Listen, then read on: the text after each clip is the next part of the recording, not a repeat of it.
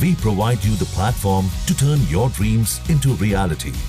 Give wings to your aspirations with KR Mangalam University.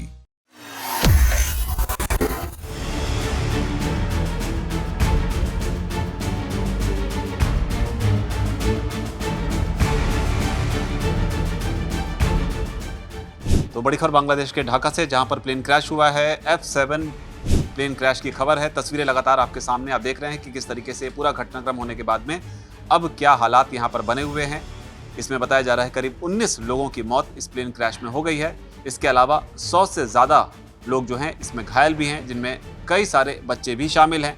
Milestone school और college का जो campus था वहाँ पर ये विमान जो है वो दुर्घटनाग्रस्त हुआ है। पिछले कई दिनों में हमने देखा किस तरीके से खासतौर पर भारत के अहमदाबाद में जो प्लेन क्रैश हुआ था उसका जो भयावह वीडियो सामने आया था, उसके बाद से लगातार प्लेन की सुरक्षा को लेकर सवाल उठ रहे हैं। भारत में भी लगातार इस तरह के कई मामले सामने आ रहे हैं। हाल फिलहाल के दिनों में आज भी एक ऐसी खबर आई जिसमें एयर इंडिया का एक प्लेन जो है वो रनवे पर स्किड कर गया, जिसके दुर्घटनाग्रस्त होने की भी जो तस्वीरें हैं वो सामने आई। हालांकि यहाँ पर किसी के जान माल को कोई भी नुकसान नहीं हुआ, लेकिन जो ढाका की तस्वीरें आप देख रहे हैं यहाँ पर 19 लोग मर गए हैं। इसे लेकर सेना का भी, जो बांग्लादेश की सेना है, उनका भी स्टेटमेंट सामने आया है, जहां पर उन्होंने साफ तौर पर कहा है कि बांग्लादेश वायुसेना का F7 BGI प्रशिक्षण विमान जो है वो दुर्घटनाग्रस्त हो गया। विमान 1.6 बजकर विमान ने उड़ान भरी थी और उसके बाद ये हादसा जो है वो पेश आया है।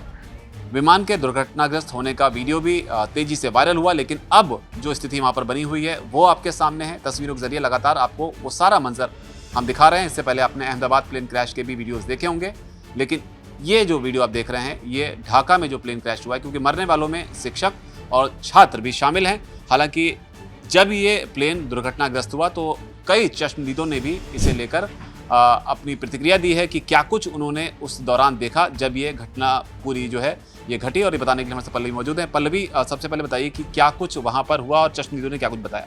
जी, तो द डेली स्टार की एक रिपोर्ट के मुताबिक माइलस्टोन कॉलेज का एक छात्र है जिसका नाम है फ़हीम हुसैन।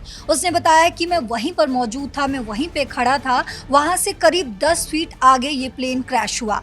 वहाँ पर क्लास चल रही थी और इस दुर्घटना में बिल्डिंग को काफ़ी नुकसान भी पहुँचा है। आपको बता दूँ कि एक और अन्य छात्र है, उसने बताया है कि उस वक्त जब प्लेन क्रैश हुआ मैं 7वीं मंजिल पर क्लास में ही मौजूद था और खिड़की से बाहर देख रहा था।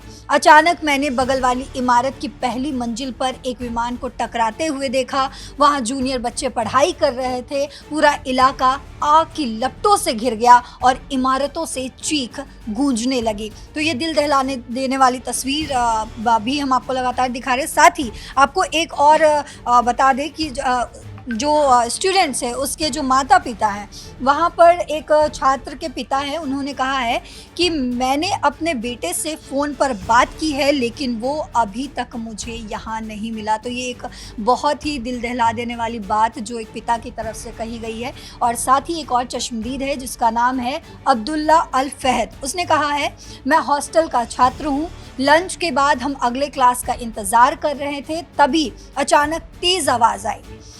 जब बाहर जाकर मैंने देखा तो एक विमान ठीक मेरे सामने गिरा हुआ था और कुछ समय पहले ही वो विमान, उसने बताया है कि कुछ समय पहले ही वो विमान जो है वो इमारत के ऊपर चक्कर भी लगाते हुए मैंने देखा था।